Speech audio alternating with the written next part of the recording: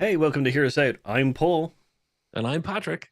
and tonight we're going to be talking about superhero fatigue and the TV shows that are definitely helping us shake that off, kind of thing. Because it's real. It's real right now. How bad like superhero fatigue Yeah. is. Everybody out there that's like so many stories in the last year or 2 years have been like, oh, is superhero fatigue kicking in? Is comic book movie fatigue kicking in? I don't think it's a question. Yes, yes. No one company is to blame. Maybe two companies in particular, which we can talk about in a moment. But I think the expansion of everything superhero. And Paul, this is the reason. You get an interesting idea here. Everything superhero is giving us the fatigue, but some of it is actually the antidote all at the same time. Because there's an awful lot of that MCU cinematic universe, then the Disney Plus MCU, all of that stuff. But everything else that people are like, oh, another superhero show. Yeah, but if it's not a Marvel show, you might want to just take a moment and have a think. Maybe is this a different take on superhero? Is this what will actually scratch the itch without tiring me out?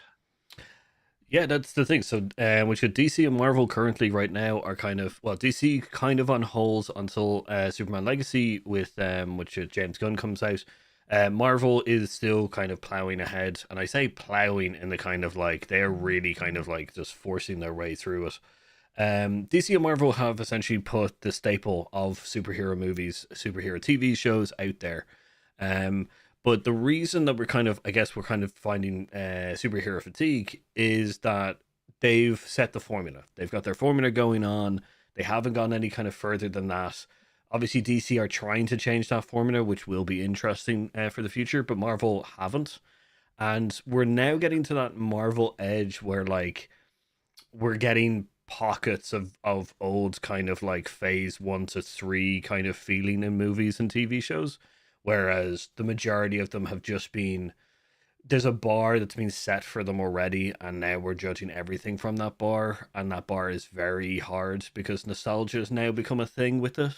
Like now we're looking back at Iron Man 1 and Captain America and everything like Yeah. that, and we're just like, that's the good old days, you know? Well, you live long enough to become the villain, Paul. Either, die the hero. And that's the thing. If the first Fantastic Four movie or Blade or X-Men 1 had happened within the last 15 years, maybe we wouldn't be able to say this.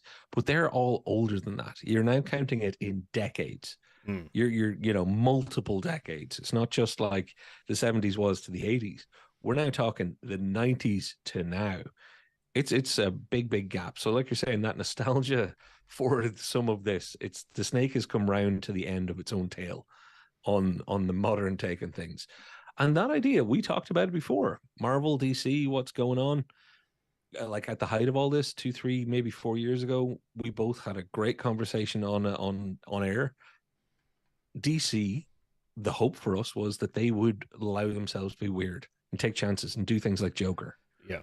And I remember at the time saying to you, I hope Marvel are smart enough to kind of take advantage to do the Marvel thing, but know that this is their time and to do those other things. Unfortunately, I think with Disney Plus, that's when they started thinking of doing these other things.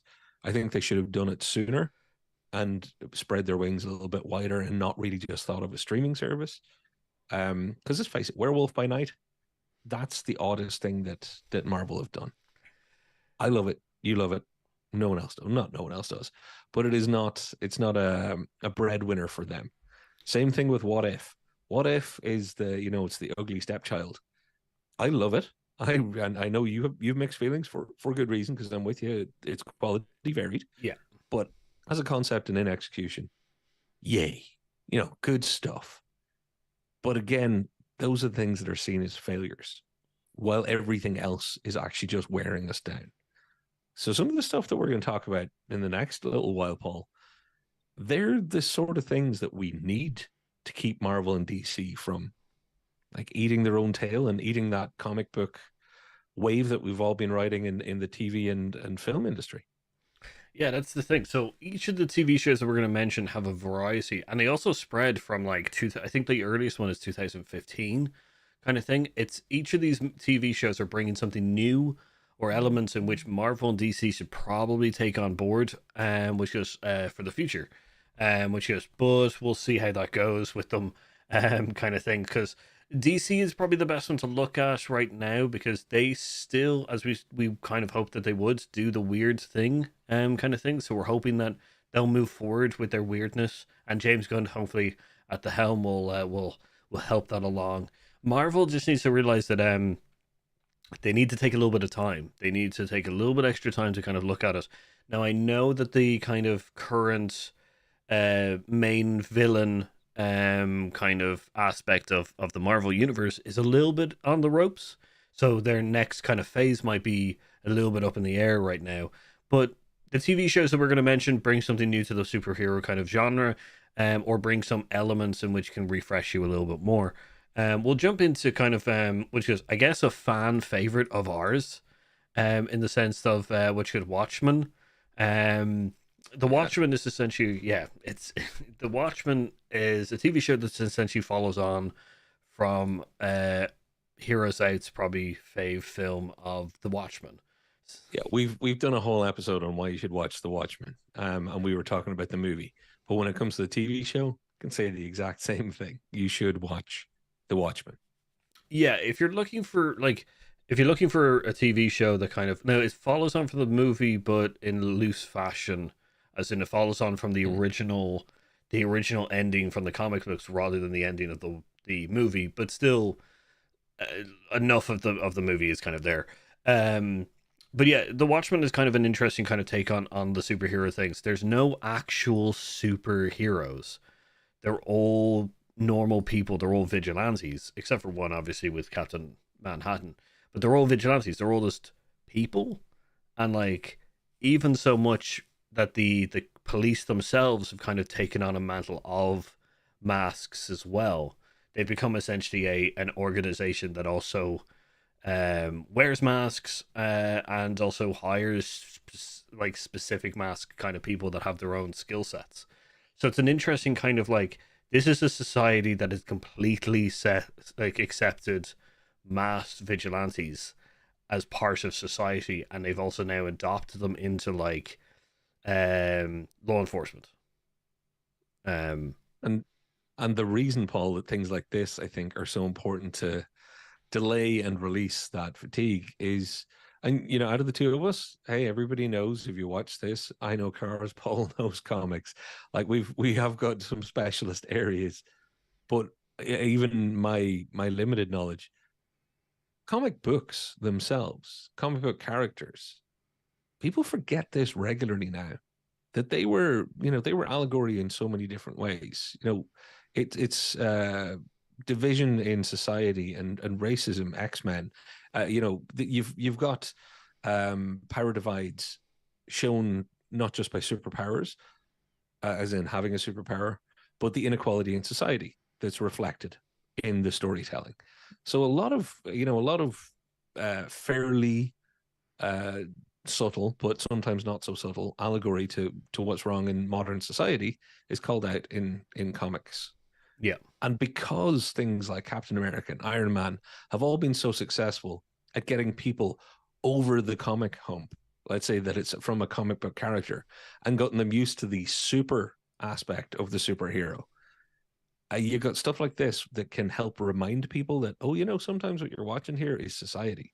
And in The Watchmen, it's a perfect case. Like you say, vigilantes and the cops, everything about it is so obviously, hey, look at society and look how we could act as humans, not superhumans, not metahumans, not mutants, not whatever your particular brand might be. Um, it's it is refreshing to go back and dip into these things that are so, I'm not going to say obvious, but so honest about it, and use that lever of going, we're doing this in a more straightforward, in your face way. Who watches The Watchmen? We all do. We all do. But what is The Watchmen about? It's about all of us. Yeah, like that's the thing. So it's a great kind of refresher to it that there isn't as many superpowers in it. It is more kind of like people struggle.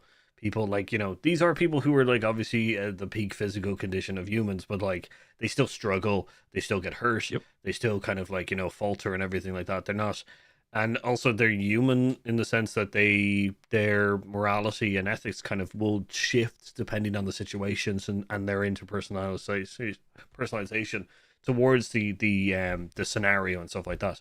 So Watchmen's a really good one in the sense if you're tired of superheroes, then it might be a good one to kind of jump into because it kind of changes a little bit of the aspect.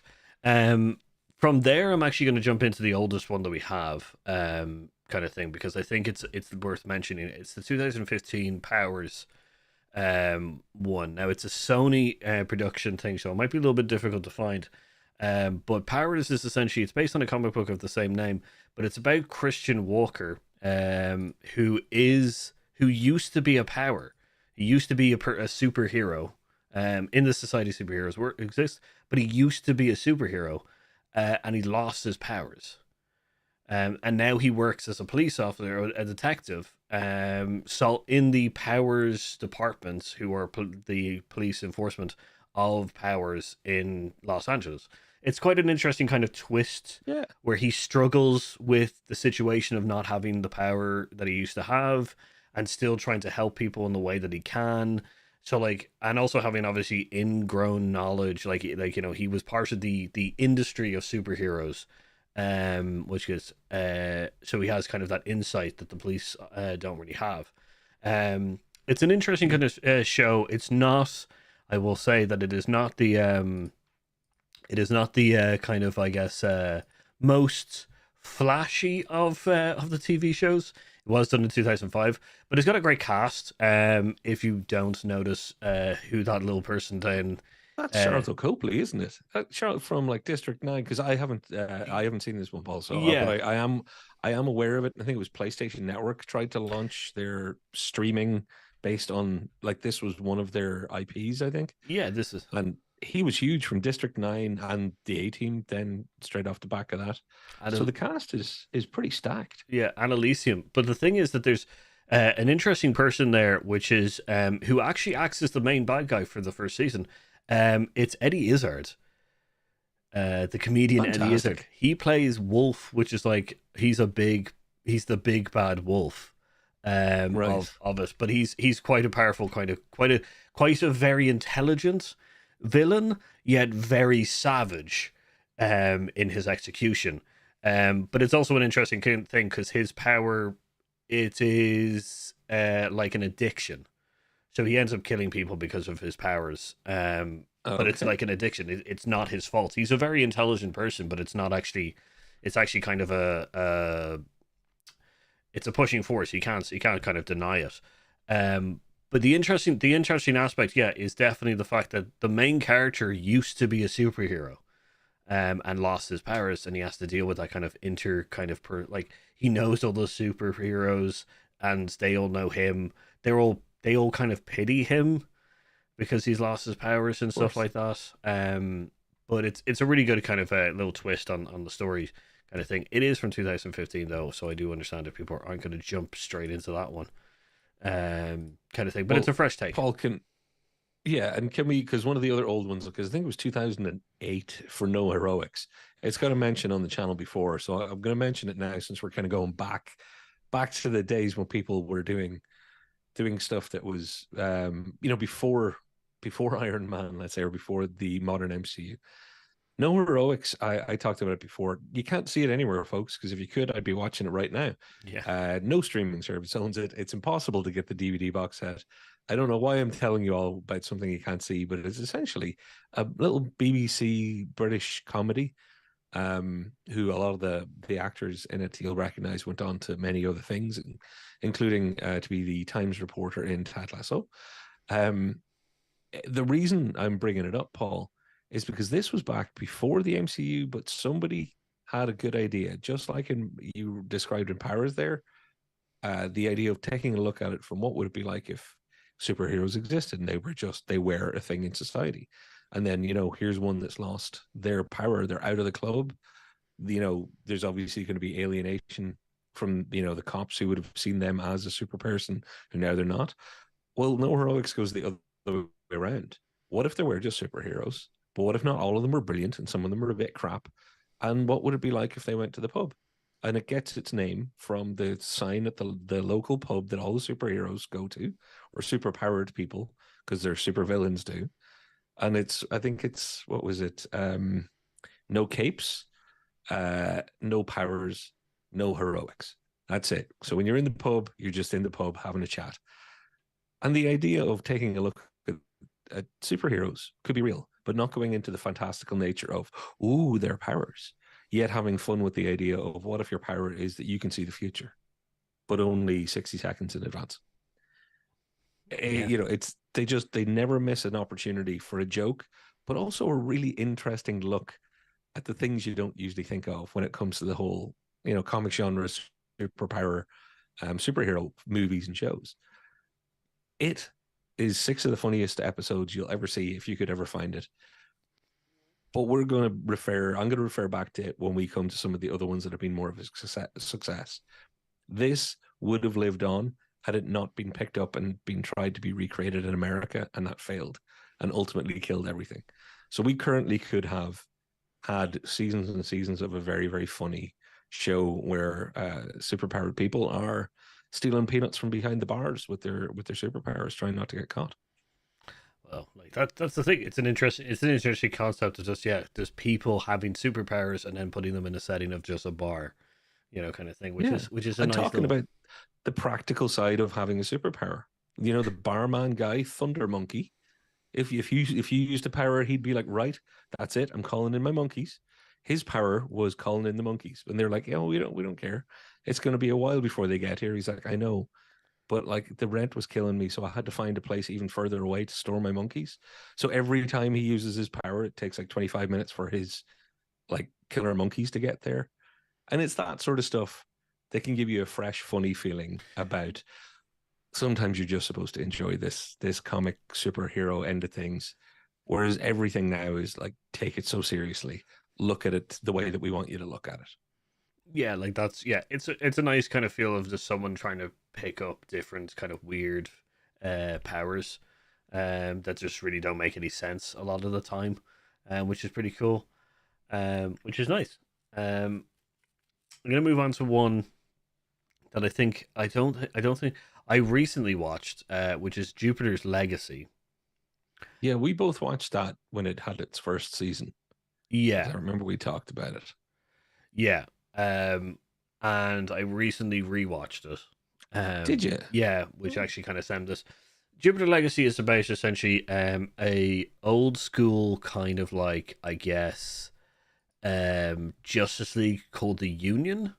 Um, they got their powers in a very specific way, which also kind of coincides with the main story in the season. It didn't get picked up after its first season because of budget restraints, and it didn't do really that well, kind of thing. But actually, I liked it in the sense that it was the story was essentially the two pronged story, which is essentially how the first generation of superheroes got their powers, the Union. And then the second thing is the aspect of them being the old guards, the kind of like older generation, kind of like slowly retiring out, and the new generation coming in, and just how morality and, like, how society essentially looks at the acts of superheroes and how it changes them. So essentially, the Union has this code, obviously, that which is very classical of many superhero things, which is they do not kill and they don't try to govern, kind of thing. It's just those two rules. But it's essentially that a villain essentially arrives and kind of tests that a little too much, I guess. And what happens when someone kind of breaks the rules, I guess, and then ends up kind of using lethal force. And then this brings in the whole kind of question of, like, does the code hold up to current day needs from people with superpowers and the Union and stuff? Whereas the Union is very the Union's leader, the Utopian, is very staunch on the rule, on the code and stuff like that. He's the kind of Superman esque character. Um, Zoomers, boomers, and Gen Xers, my friend. It's like it's one of those things. Even as you're describing it, it's because I remember watching it, enjoying it, and hoping there would be a second season. Don't get me wrong, I didn't think it was perfect or the greatest. It's certainly not the greatest thing that we're going to talk about on this list. No. Before anybody thinks I'm losing my marbles, but it was an interesting take on things for the reasons you've just outlined. That kind of old guard, new guard, again, as a mechanism, using the conceit, using the setup of powers and responsibility and authority and all of the rest, but then bringing in that kind of generational quandary and how much do you have to change with the times, or how much should you try and stop the times from changing if they're going in the wrong way. So it's again using the same, because all of these, the one main theme we have here is like the superhero movie or the superhero the comic property adjacent superheroes TV show or movie. You can look at society in so many different ways through a Western or through a period drama or through a musical. This is a good example that you can do the same if you're creative and inventive with the superhero genre.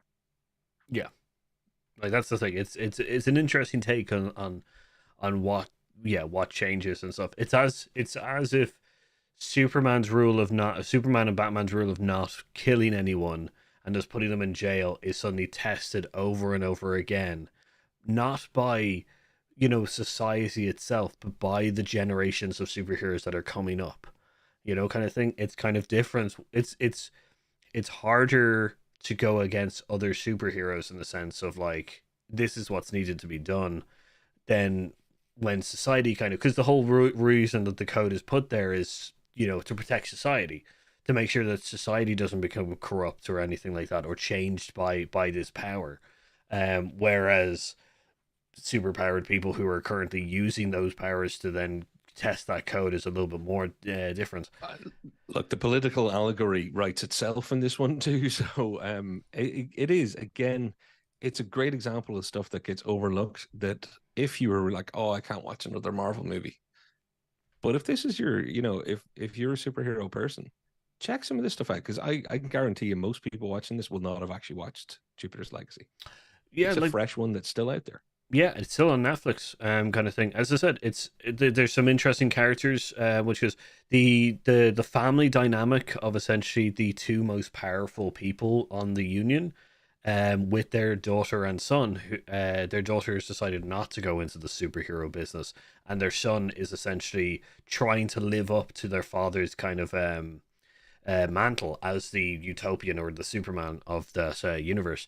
Is very interesting because it also brings in the sense of like yeah, the pressures of which the new generation have on which is living up to the expectations of the old. So yeah, it's an interesting one that like if you get past the kind of I guess campiness of the kind of style a little bit, Yeah. um, like you can enjoy it very much. It's a Mark Miller comic book as well, which is the guy who did Kick Ass and Huck and stuff like that. So um, it's an interesting kind of one to play with. I'm gonna go on to probably one. I'm gonna go on to the one that's probably leading us the best out of the hero fatigue, which is probably going to be the easiest one to guess, which is definitely the boys. Oh my god, I was so scared you were going to say something that wasn't the boys, because the boys is by far and away the best of the best for me. I think it nails anybody I know, whether they like or hate, love or loathe comic book movies, even just blockbuster stuff in general. I tell them, so if you want to have a go at understanding how it's nothing to do with superpowers or superheroes, that you can tell good stories that still have superpowers and superheroes in them, watch The Boys. And let's face it, there are very few heroes. And there's a lot of power, but not an awful lot of heroics. No heroics. Yeah, straight to The Boys, everybody. Yeah, that's the biggest thing about it. The boys is such a turn position on superheroes. No superhero in this universe is as great as they are portrayed, which is just amazing. And that is generous of certain people. Um, Yeah. Once again, it takes on the kind of aspect of the Justice League kind of character list.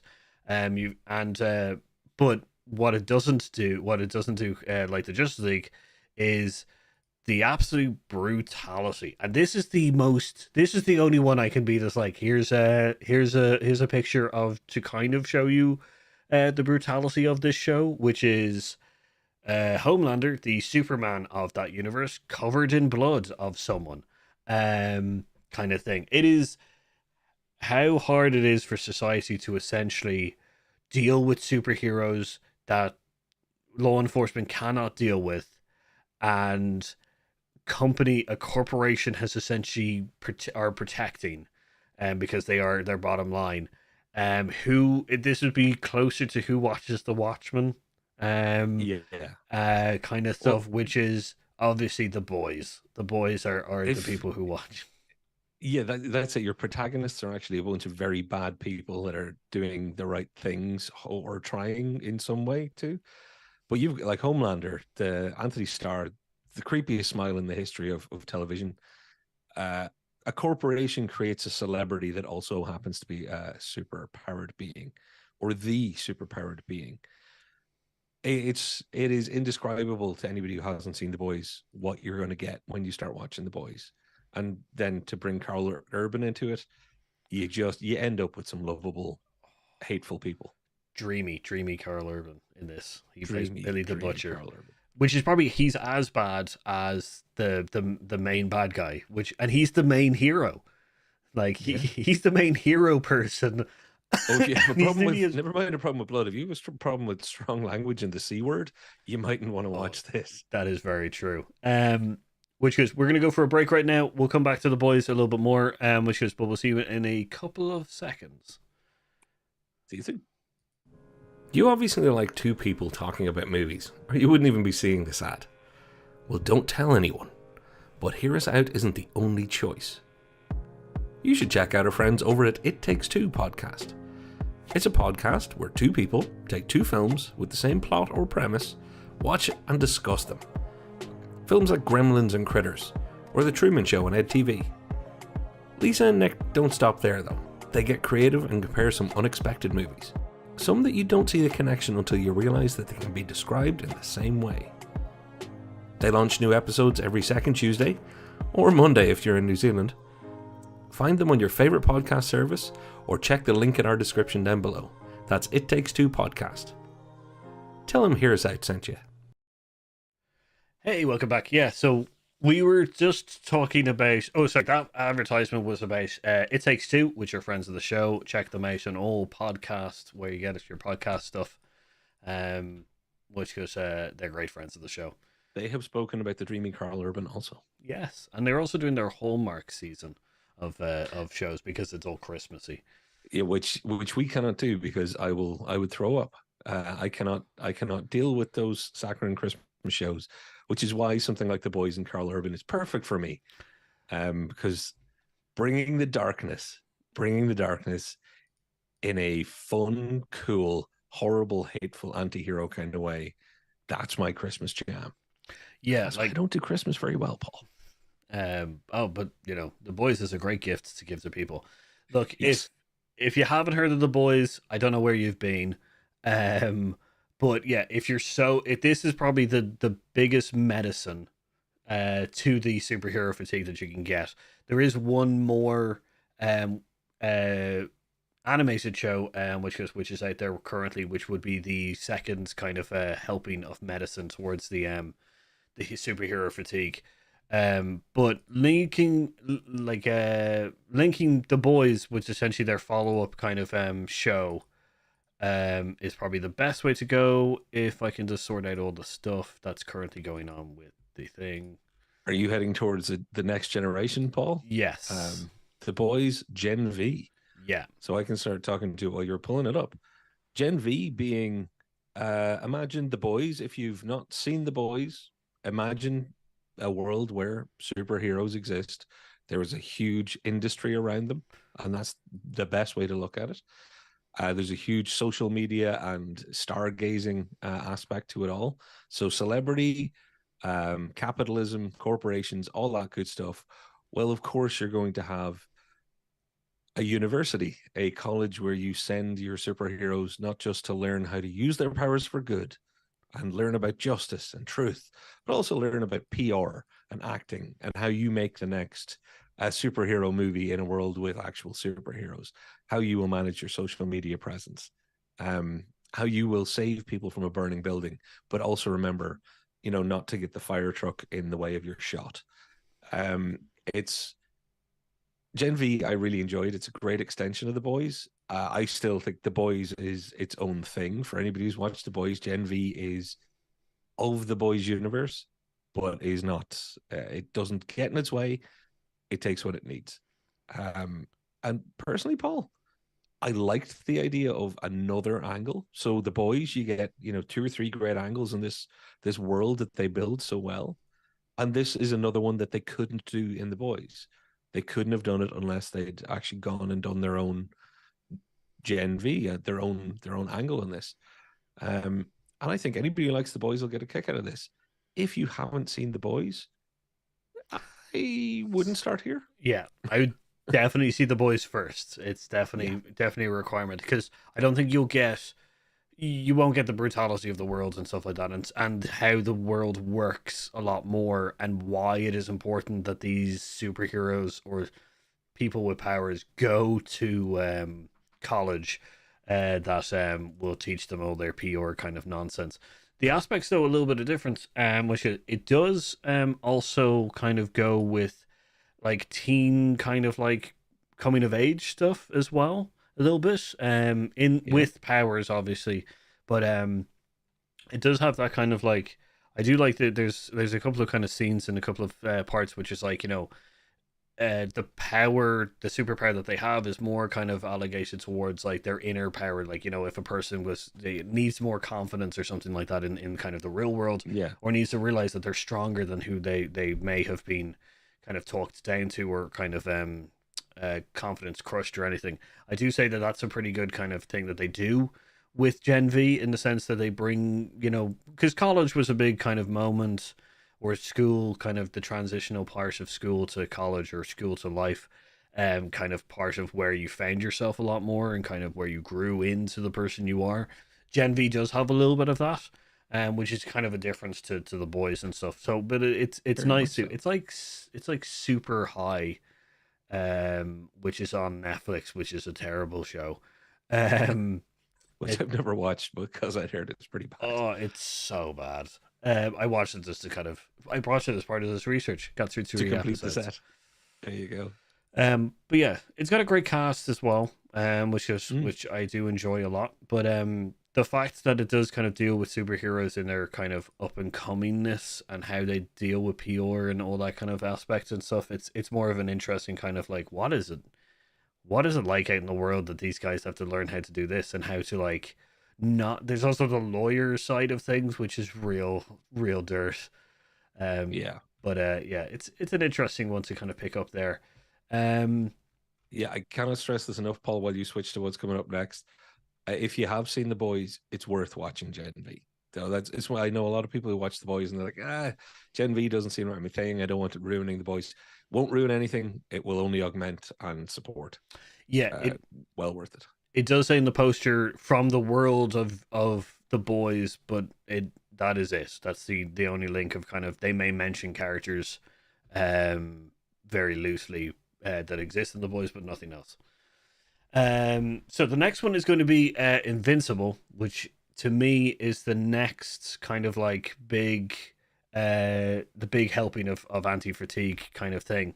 Invincible is an animation on Prime. It's based off the comic of the same name, and it's essentially just about a son of the Superman of the world, coming of age, eventually finding his powers, and then having to step into the world of superheroes, and what that portrays. But the reason that it's kind of a breath of fresh air is, one, it's an animated series, so once again, it can get a little bit more kind of brutal and real, I guess. Graphic. Yeah, kind of thing. So, which is nice. It does also allow itself a little bit more of humor, and also kind of fills that void, I guess, of the animation that we might have. Um, but yeah, it's also got some great. It's got some great people. J.K. Well, Simmons. it's been a hell of a hit, Paul, because I haven't watched it yet. But I like I tend not to watch things until they've finished at least one full season, or if I know there's another season, I'll wait. So sometimes it takes me 6 years to watch something if they keep making seasons. Invincible's doing a little bit of that to me right now, and I know there's a split between how it's dropping its current season. I think Yeah, it is, but it is getting some serious buzz. Like I like the boys when it landed, and we thankfully I had you in my life to tell me about the boys. We did a whole episode about the boys before the boys even came out, yeah. so I was primed and ready to go. But I still had my like usual me dragging my feet, 3 month delay before I started, and you'd watched it all. This one is getting the same vibe that everybody I know that's seen it is like, yeah, no, I shouldn't have waited. It's good. It's a good.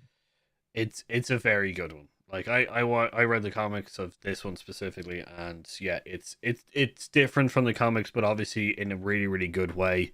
And yeah, it is a lot more different. As in, they make mistakes. They there's a whole thing of like trying to live up to the mantle of a superhero rather than the pinnacle of a superhero kind of thing. Oh God, yeah, Um, trying to live up to your dad. Is there any more normal thing in society for a lot of people? That's the thing. And as I was going through there, just the cast are quite amazing. Stellar. Yeah, J.K. Simmons as Omni Man, which is I who's love like the superhero, Superman of the world kind of thing. Um, man, I love like J.K. Simmons' like voice for Omni Man is so good. animated Um, with mustache though, right? You oh can't yeah, have like yeah, yeah, yeah. it was like he was born to play. If they ever did a live action, he definitely has to play, Omni Man as well, kind of thing. But Stephen Yun is also which is plays Mark Grayson, Invincible, the titled character. And then one of my favorite ones is which is Cyril, who is the Nick Fury of the universe. I just can't remember the actor's name, but he is phenomenal as Cyril. Cyril is essentially the Nick Fury of the world. But also the cast is also great, which is Seth Rogen is in it, which is Mark Hamill, which is John Hamm. Character he's voicing works really well. It is phenomenal how Walter Goggins kind of plays the character. He plays, yeah, as I said, he plays Cyril, who is the head of like essentially the guard or the shield of that world, kind of thing. Right. He is a lot more vicious and a lot more sneaky than Nick Fury though. Um, and then I hate to say it, Walton Goggins doesn't exactly get to play the nicest people ever. There is a natural malevolence, even just to his voice. yeah, he is the devil on the side of the angels. That's probably the best way to describe him. There you go. Um, Well cast. Well cast. oh yeah, the cast is great, and then obviously they have kind of a plethora of different superheroes and powers and everything that kind of goes with it. And like each person has to kind of deal with their own kind of weaknesses and issues that the powers will bring to them. So it's also quite good in the sense of like you get a different aspect of kind of what powers can do to a person, um, kind of thing. Yeah, so I definitely recommend watching Invincible. And then I'm gonna jump to I'm gonna jump to one that's also a favorite of ours. I hope it is the Umbrella Academy. Oh, Umbrella Academy, yeah. The I dug that it was fun, Paul. A lot of people didn't get it or didn't get its style. I enjoyed its style. I enjoyed the story. Being completely honest, first and second season grabbed me very, very much. Particularly, endings and beginnings of both of those. I like quirky and weird, and it didn't shy away from being quirky or weird. That's the biggest thing about this. This is a fun. This is just the weirdest kind of like put out there kind of one. They don't play with inside the box a lot of the thing. None of the superpowers are really like would really be that mainstream in a lot of other superhero kind of things. Yeah, that's true. That's very true. Which is good in the sense that you there's no Superman character really. There's no kind of like a Green Lantern or Martian Manhunter kind of characters, or Captain America or Thor kind of Yeah. characters, which is nice in the sense of like each of the characters, each of the main cast, kind of have their own different power, and then have to deal with the outcomes of those powers, kind of thing. Like it can go from as simple as one of them has super strength, but that's it. The other one can't miss with knives, Yeah. kind of thing. One of them can teleport, which is probably the most weird, like kind of like on the nose superhero kind of power. One of them can talk to the dead. That's it. And and then one of them is It's like these fabulous with it, I'll have to say. I absolutely have to say. Klaus, which is the character's name, which is one of the best characters in superhero history. Yep. Which is than I can ever, and he's been portrayed really fantastically well. Yeah. So like, yeah, I can't fault it. But it's I wouldn't even necessarily call it comic book or superhero, and I know it is both, but I don't think of it that way. I think of Umbrella Academy more as if Zoe Deschanel's mind was mixed in a blender along with Mark Miller and M. Night Shyamalan, and out came a TV show. Like that is it's New Girl via that is Signs via Kick Ass. I don't know. It's just funky. I like it. yeah, that is a tapestry of thought there. It's That's great. it's a tough one to put together, which is what makes it good. No, that's the Umbrella Academy kind of thing. It is probably so because of its length, in the sense that it's on its third season and it will kind of come back as with its fourth season. It came pretty soon with the Marvel kind of DC rise. Probably within the second phase, probably a little bit at the end of the second phase, probably is when it Towards came the end of out. phase 2. Yeah. Yeah. So it's a great kind of like it's been there with the rise of the superhero kind of fandom, and then it's going past essentially the superhero fatigue. And it's still a fan favorite for me, of what it brings to the table, just the kind of croakiness, craziness, and loveliness of all the characters. Yeah. I completely go with you on that one, Paul. So the last kind of non-honorable, like we have some honorable mention ones. This is a DC one, and it's kind of really kind of homing down the fact that we have thought that DC have done excellently at the weirdness kind of Head out to the fringes. Yeah, playing the edges. yeah, which is Doom Patrol. And we've done an episode with Doom Patrol in it before, Mm-hmm. and the probably the change of why we like this a lot more isn't because it's superheroes or the quirky humor that it does have.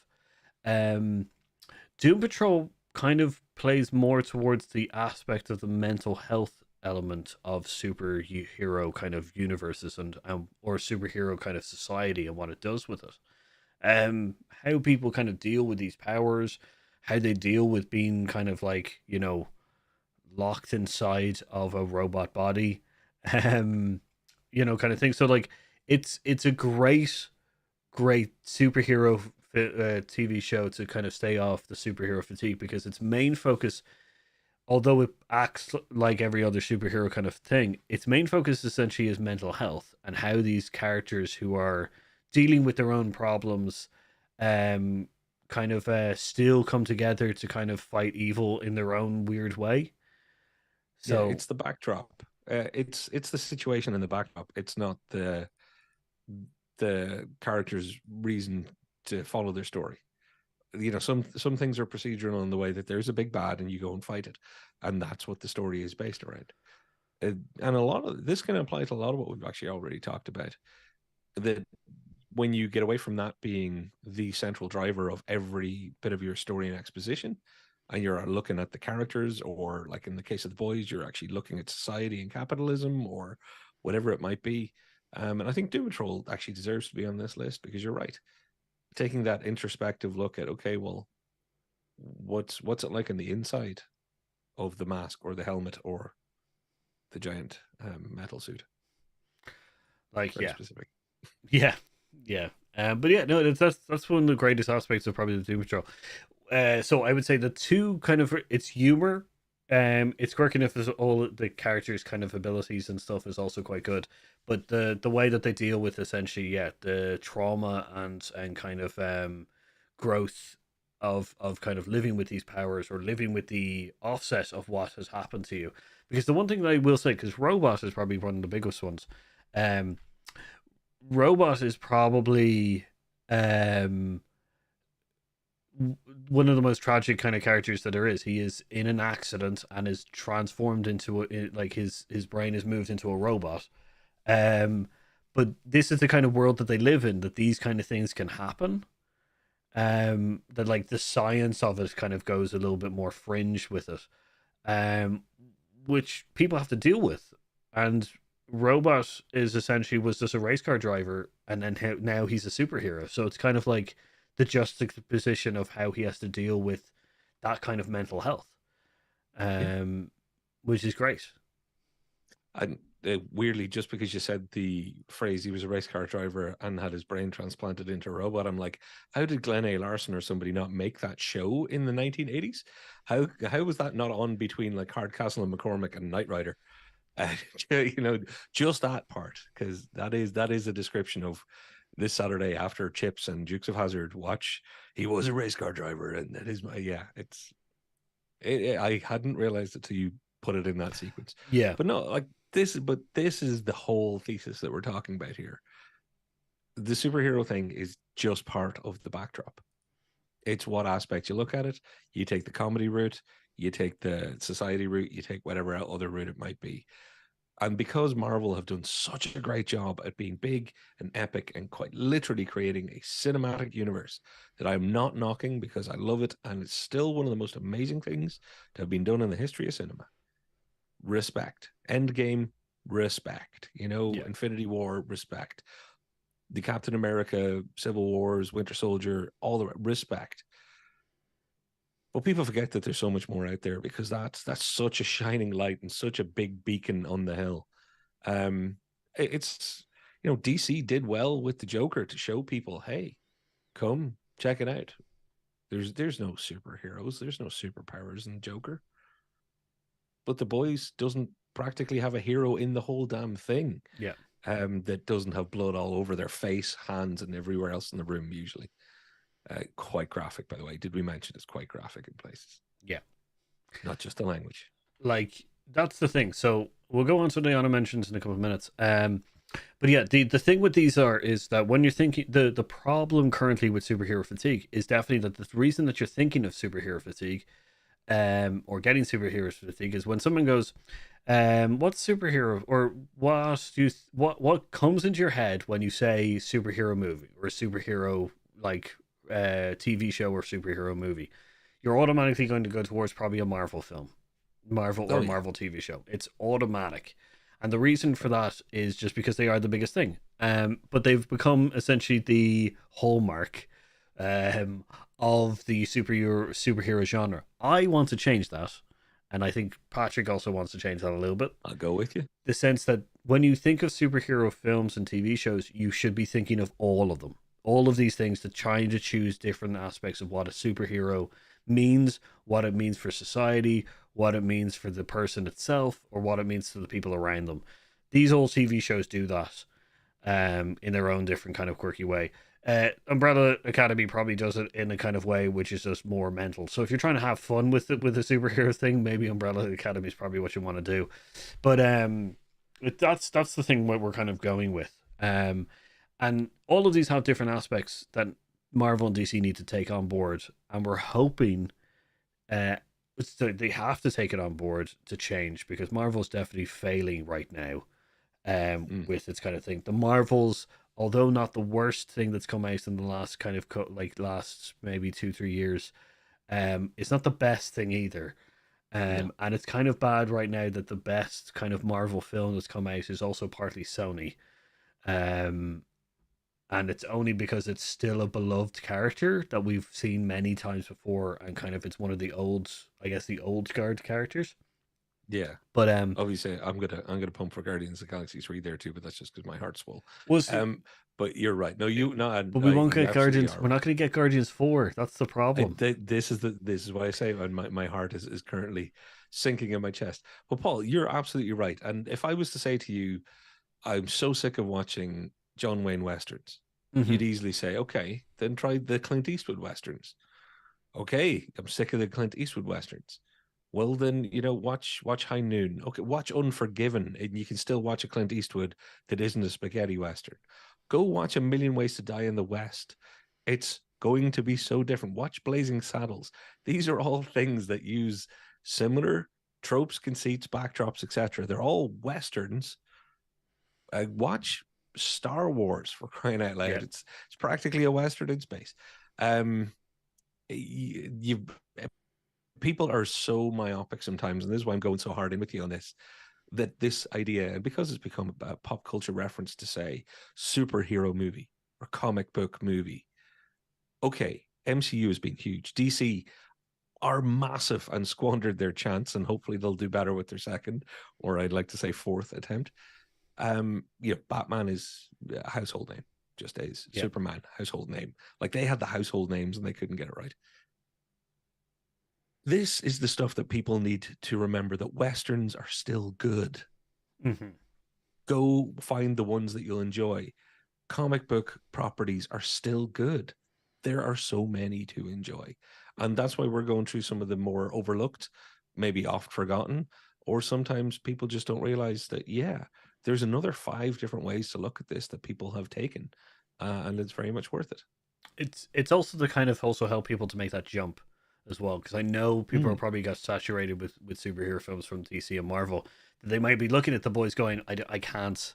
I know people say it's really good, but I can't watch another superhero thing. And it's like it's such a different direction than you'll ever believe, until you watch it, that you should definitely jump in, kind of thing. So Yeah. that's the reason. And I think that, yeah, Marvel or DC have to make the choice of being one of these different ones again, and I do think that DC is going to do it, because we've got essentially a new leader, two leaders, which are James Gunn and Peter. Oh my God, I'm real sorry, Peter Safran. Saffron, Sorry. Yeah. which is kind of thing. So that's one of the big things. Super Ted, yeah, which is, but it's just such a We're good get kind. Super Ted in there. Yeah, Good man. Brew has got Super Ted in, and hey, how's it going, pop culture?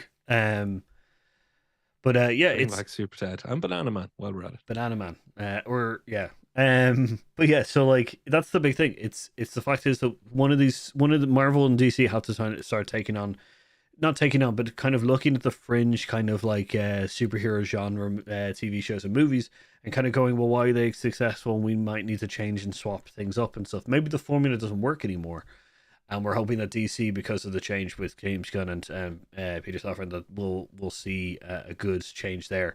I do, because we have had some good things, which is just honorable mentions here. Peacemaker from DC, which is also a James Gunn kind of led project, was really really fun. It was really really good. It was a different kind of thing. So I'm looking forward to seeing what he can do with the full kind of DC universe roster, and who he picks to do that with. Well, he's writing Peacemaker season 2 right now, according to his Twitter account. Yeah. So we're going to get more Peacemaker. We know that. And then I guess the only Marvel Studios kind of thing that I'm looking forward to right now is definitely Deadpool 3. I'm looking forward to that. I'm looking forward to seeing what they do next, just out of morbid curiosity in some ways. But no, I'm definitely looking forward to Deadpool 3. Yeah. Uh, um, it's kind of out there. It's a good example of being out there on its own in some ways, and was a brave step. When it was done under Fox technically the first time around. Yeah. So I don't know if I can credit the Marvel Disney Corporation of today with the great move that was Deadpool then, but if they can allow Deadpool to be Deadpool, then they'll have made the right choice. That's exactly it. Do you want to mention your honorable Oh, I mention? would love. I just sorry everybody out there from across the world in pop culture. I think you'll understand where I'm coming from on this. I'm pretty sure it's available on Amazon Prime in America too. Show called Extraordinary. Extraordinary is led by young Irish actress who's brilliant. Lots of Irish connections in this show. Set in London. I'm going to give you the whole rundown in one sentence. Everybody can have or can get superpowers, and you'll get your superpowers at a certain age. Our main character is a late bloomer. So you've got a lovely big kind of puberty adjacent allegory here, but also just the way they deal with the world of everybody getting on normally. So not everybody's running around being a superhero with the powers they have. They're doing their jobs with it, and they're kind of defining their lives a little bit more around it sometimes. Um, and it is more about the family dynamic and friends and some very odd situations and how society would work in this case than it's anything to do with the traditional idea of superpowers. So yeah, it's yet another angle that until somebody did it, you know, you'd be like, "Ah, well, that'll never work." But then you do it, and you kind of go, "Yeah, there's so much fun story that can be told here," and none of it feels in any way like, "Oh, well, this had to be." You know, you got to be into comics. You got to know the Yeah. backstory. You got to understand that it's Earth the Yellow Sun that's really fueling all this. It's like, no, it doesn't matter. What's really happening here is people are having interpersonal relationships, and there's again, bit of the furniture in this happens to be some superpowers. You know, it's just one of the things they're working around. It just adds to it a little bit more kind of thing Yeah, of bringing in more wacky kind of situations towards it, exactly. It lets their situation spread the wings that little bit more. It lets you be that little bit more creative and absurd when you need to be. which is phenomenal. I'm already interested in it. I've seen a couple of Yeah, clips of kind of it around, but yeah. So that's it. If you're looking for trying to get away from kind of superhero fatigue, there's such a plethora, such a tapestry, such an amazing amount of TV shows and movies out there, that can be seen for helping you get rid of that fatigue. Um, which goes, I can see that pop culture also says that superhero is character. It's essentially bringing like building a movie around a character and going from drama to comedy kind of stuff.